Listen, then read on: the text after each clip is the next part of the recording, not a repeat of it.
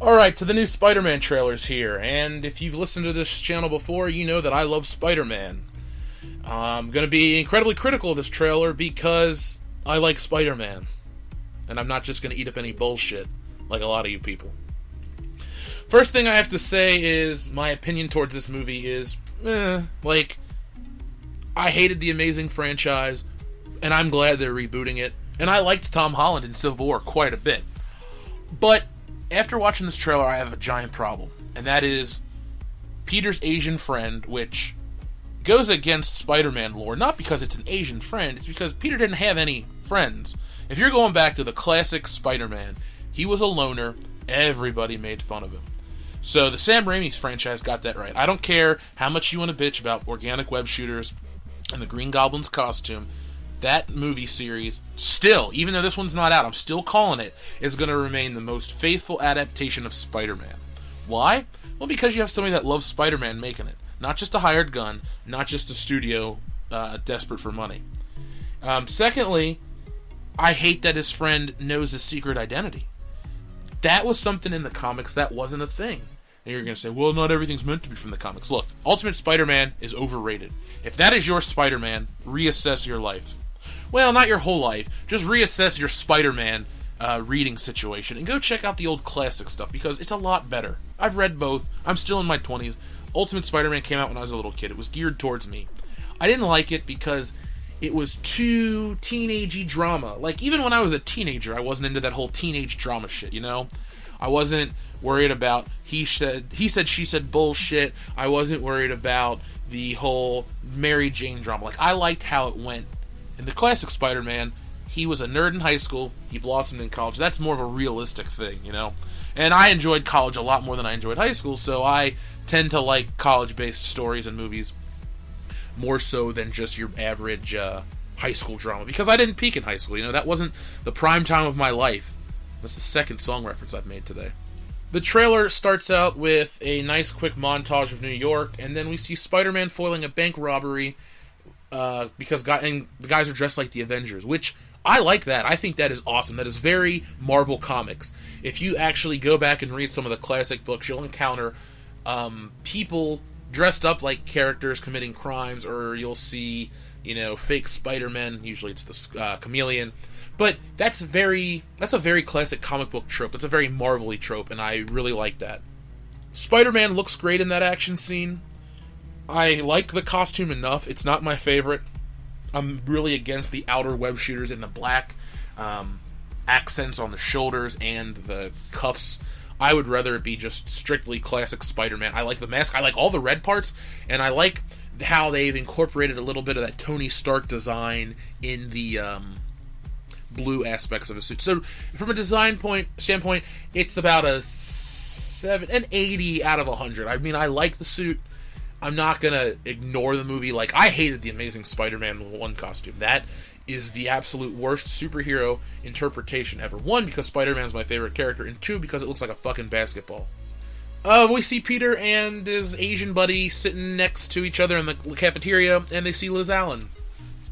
Well, the biggest problem I have is that the race swapping's happening. Like, as a man of color, I find it patronizing when you take established characters who are white or black or any color, and you change their race to appease a larger demographic. I don't like that as a Spider-Man fan.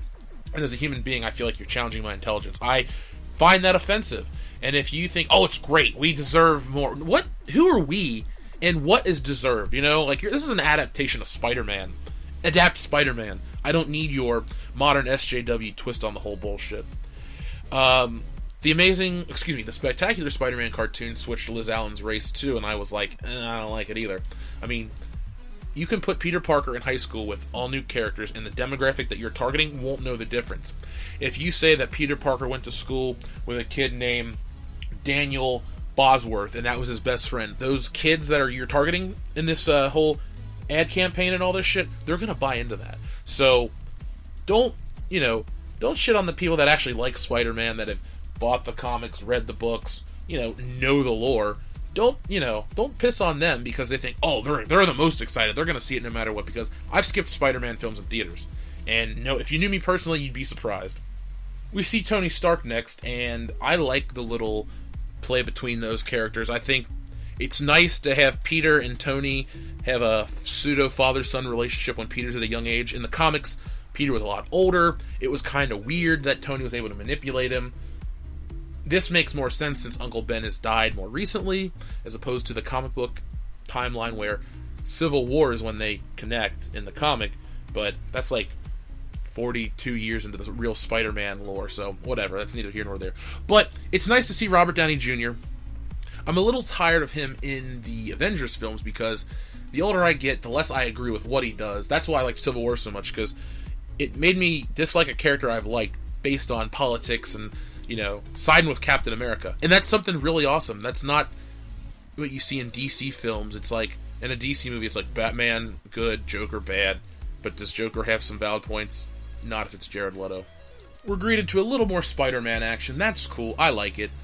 I mean, with modern CGI, you can't really fuck up Spider-Man. Hell, if you even go back to the old Sam Raimi movies, which are 14 years old at this point, the CGI still looks great in some parts and pretty good in others. There's not a scene where I go, that is complete garbage. Even in the first Spider-Man.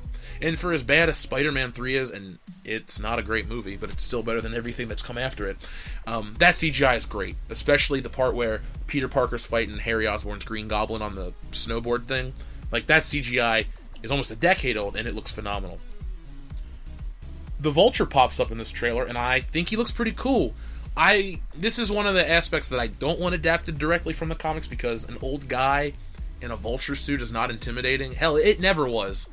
I don't know what Stan Lee and Steve Ditko were thinking. I mean, it was over 50 years ago at this point, so maybe old guys with, winged suits were terrifying.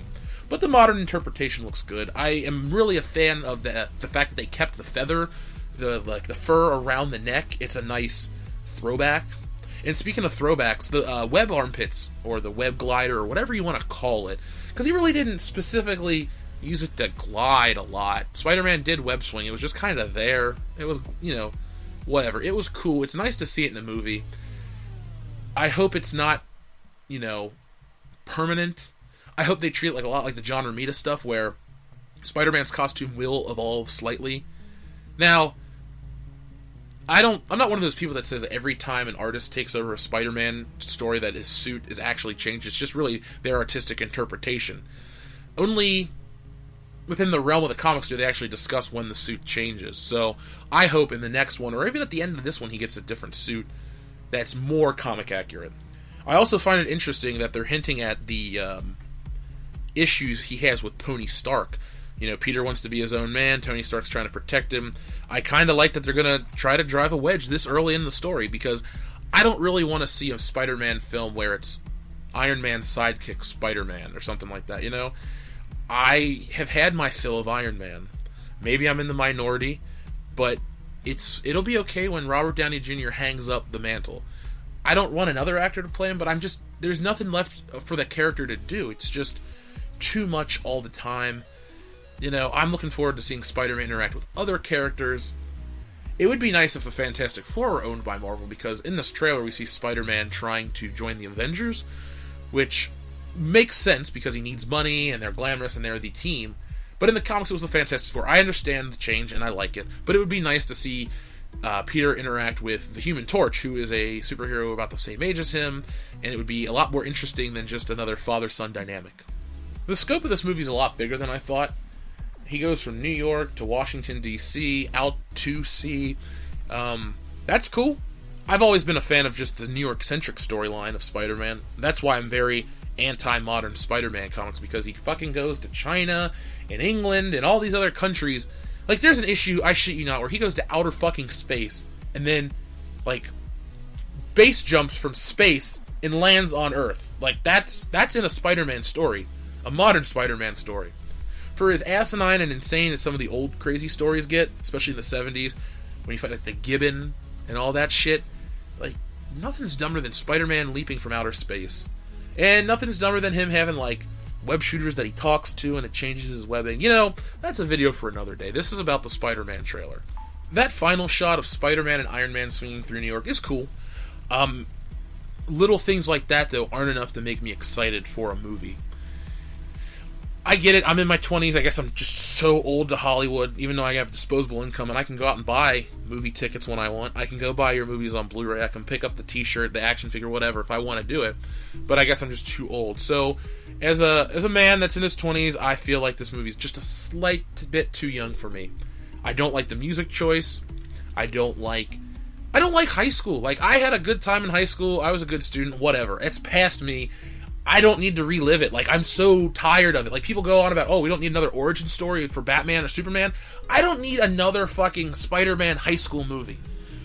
First off, for all those who say, well, Spider-Man's always meant to be in high school. No. You either read a fucking soundbite from Joe Quesada, who's an asshole, or you have only watched the Spider-Man cartoon from 2008, or the modern Spider-Man cartoon, or you've only read Ultimate Spider-Man because it's colorful or something, some dumb reason. Either way, if we're going by Spider-Man standards, he's only been in high school for a small fraction of his career.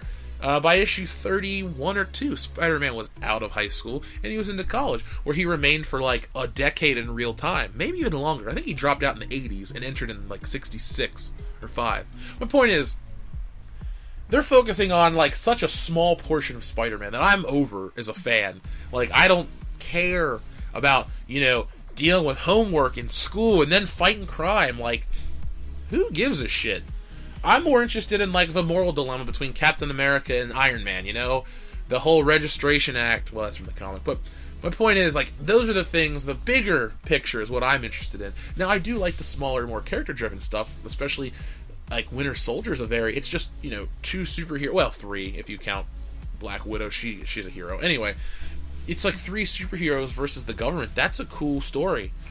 I like the idea of Spider-Man fighting the Vulture, but it'll be nice when this franchise gets going.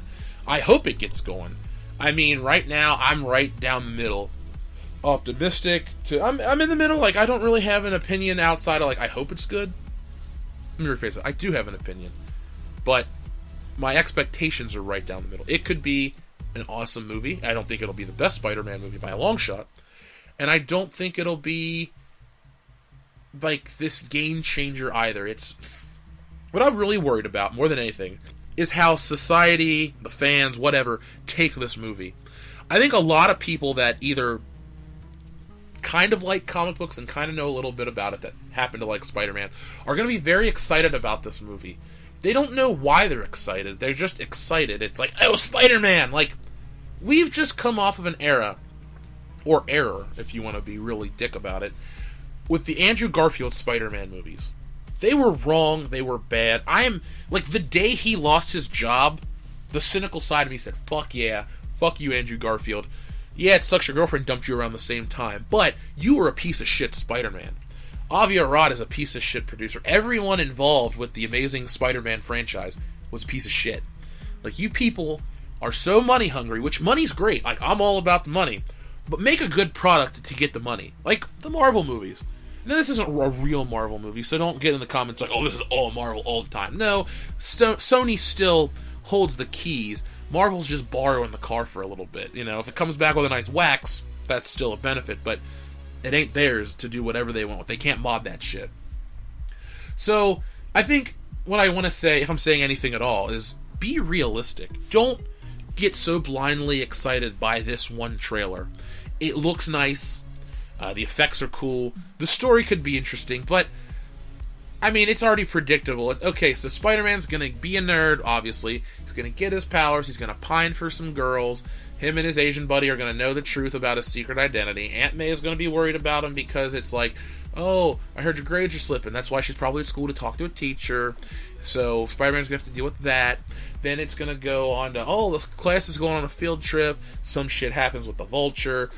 Spider-Man is going to save the day. No one's really going to put 2 and 2 together that they're the same person, except the Asian friend who already knows, which is stupid because one of the greatest aspects of Spider-Man's character, which you probably don't even realize or pay attention to, is the whole sabotaging of Peter Parker to make Spider-Man a thing.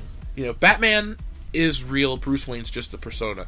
Superman can do both evenly because he's an alien god, whatever you want to call him.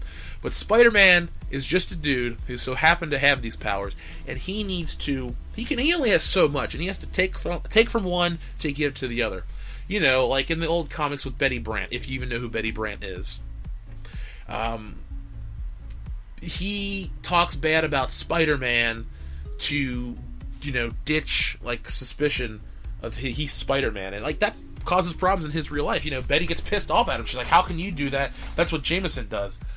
Or, you know, he'll make up an excuse like, oh, I'm sick, or stuff like that for, you know, to go off and be Spider-Man. And I like that. And these movies are taking that away. You know, like in the Sam Raimi movies, no matter what superficial dumb complaint you have, like, they got that aspect right, you know? Like, okay, every other superhero movie ends with, like, that happy note, like, Iron Man, he's like, oh, I am Iron Man, he saves the day, he gets the girl, Shield's cool with him, blah, blah, blah. You know, Thor ends on a happy note, Avengers, but the first Spider-Man movie doesn't really. Like, he beats the Green Goblin, who's his best friend's dad, so he has to watch him kill himself.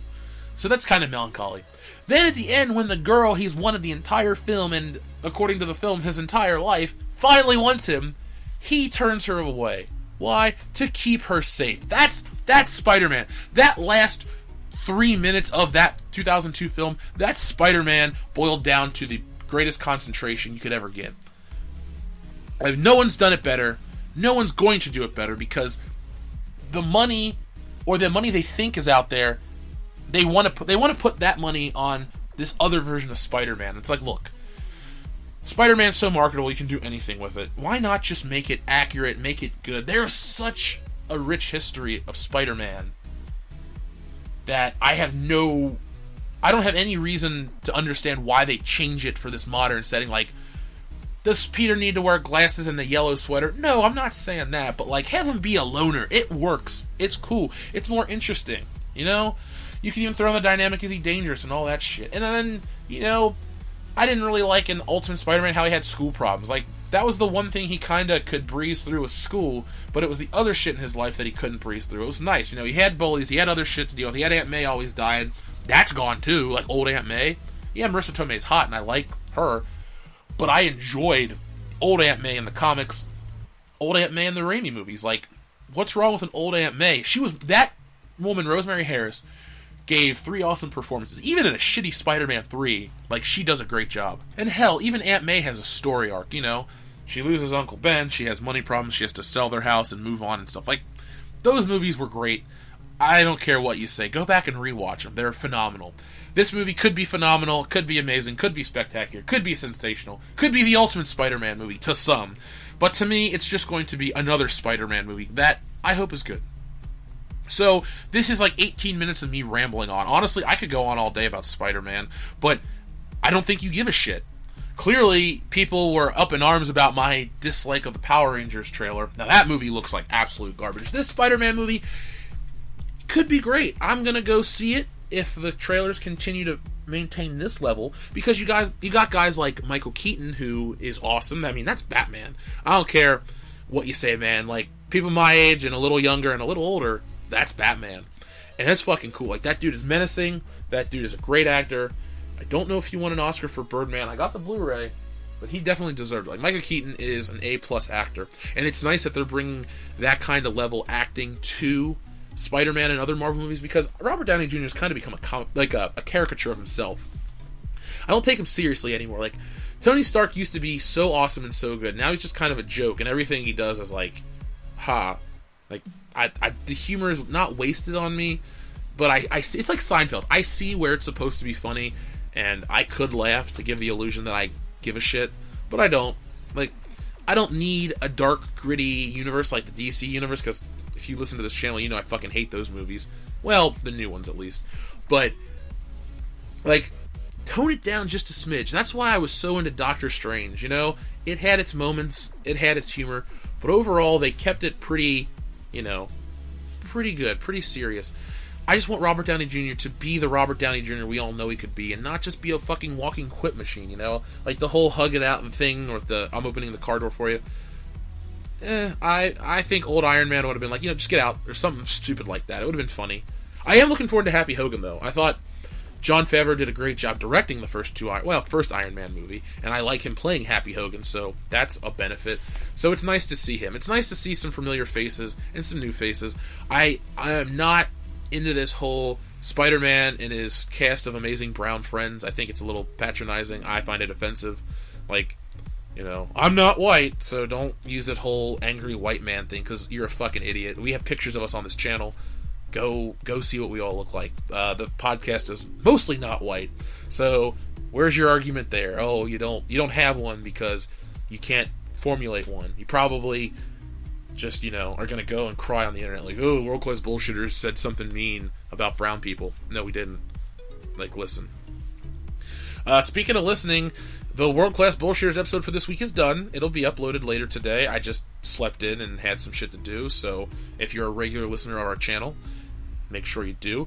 Also, check out incarnate-studios.com. Pick up a shirt for Christmas. You got 4 more days, and you're guaranteed delivery for Christmas, so make sure you do that. We got Slayer. We got all kinds of great shit. There's Spaceball parody shirts. There's shirts you're not going to find anywhere else because, we make them. They're not, we don't just steal designs from other websites and put them on shirts. No, we make all of them, and they're cool. You can also get the really cool World Class Bullshitters Grand Theft Auto shirt, spelled correctly, too. So, be on the lookout for that. Anyway, I'm going to go before I get off into another tangent about Spider-Man, because I don't think anyone's going to want to hear that. So, if you're excited for this movie, let me know. If you're not excited for this movie, let me know.